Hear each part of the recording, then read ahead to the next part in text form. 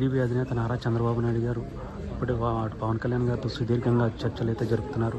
అందులో భాగంగా అంటే దాదాపు 2 గంటల పాటు సాగిన ఈ భేటీ అనంతరం బయటికి రాబోతున్నట్టుగా తెలుస్తుంది. అంటే పలు విషయాలపై తీవ్రమైన చర్చ జరిగినట్టుగా తెలుస్తుంది. ముఖ్యంగా సీట్ల విషయంలో ఆంధ్రప్రదేశ్లో ఉన్నటువంటి సీట్ల పంపకాలు అటు జనసేన టీడీపీ పోటీ చేయబోయే స్థానాల్లో టీడీపీ బలంగా ఉన్న చోట జనసేన పోటీ చేసే విధంగా అటు టీడీపీ ఓట్లన్నీ కూడా జనసేనకి కన్వర్ట్ అయ్యే విధంగా ఎలా చేస్తే బాగుంటుంది ఏంటి అనేది కూడా ఈ చర్చలో ప్రధానంగా తీసుకున్నట్టుగా తెలుస్తుంది. అలాగే వైసీపీ విముక్త పాలన నుంచి ఎలా ఆంధ్రప్రదేశ్ని కాపాడాలి, అలాగే వైసీపీ వేస్తున్నటువంటి ఎత్తుగడల గురించి, అలాగే కొత్తగా జనసేన పార్టీ టీడీపీ కలిసి ఎలాగా ముందుకు వెళ్ళాలనే అంశాల మీద కూడా చర్చకు వస్తున్నట్టు తెలుస్తుంది.